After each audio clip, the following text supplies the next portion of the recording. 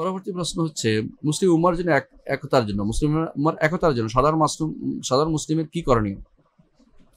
অনেক করণীয় আছে। সাধারণ মুসলিমের করণীয় হচ্ছে যে প্রথমত দোয়া করা, আল্লাহ মুসলিম ভাইদের ঐক্য করে দেয়। দ্বিতীয় হচ্ছে ঐক্যের জায়গাটা খুঁজে বেড়ানো, আকিদার জন্য ঐক্য হয়। আপনি সহি আকিদা পোষণ করেন তাহলে দেখবেন যে সবার সাথে ঐক্য হয়ে গেছে অলরেডি। যে আকিদার সেই তার সাথে ঐক্য হয়। কখনো আপনি দেখবেন না আশারি লোকেরা, কখনো দেখবেন না যে মুতাজিলার সাথে একমত হচ্ছে, অথবা কখনো দেখবেন না যে বেরলভীরা দেওবন্দিদের সাথে একমত হচ্ছে। কেন হচ্ছে না? কারণ এটা হচ্ছে না তার আকিদাগত বিরাট পার্থক্য।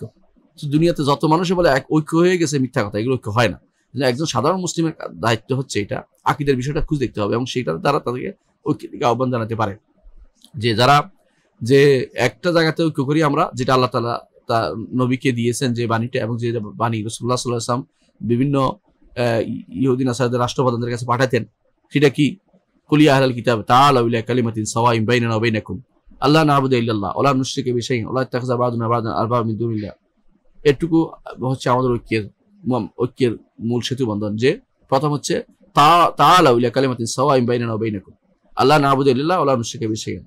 আল্লাহর সাথে কাউকে শরীক করবো না, ইবাদতে শরীক করবো না, আল্লাহর তাওহীদের কোনো শিরিক হবে না, তাওহীদের সাথে কখনো আপোষ হবে না, তাওহীদুল আসমা ওয়াস সিফাত, তাওহীদুল রুবুবিয়্যাহ, তাওহীদুল উলুহিয়্যাহ কোনো শপথ হবে না, শিরিকের সাথে কোনো আপোষ হবে না। ওয়ালা ইয়াত্তাখিয বা'দুনা আরবাবা মিন দুনিল্লাহ। আরবাব কি দেখেন?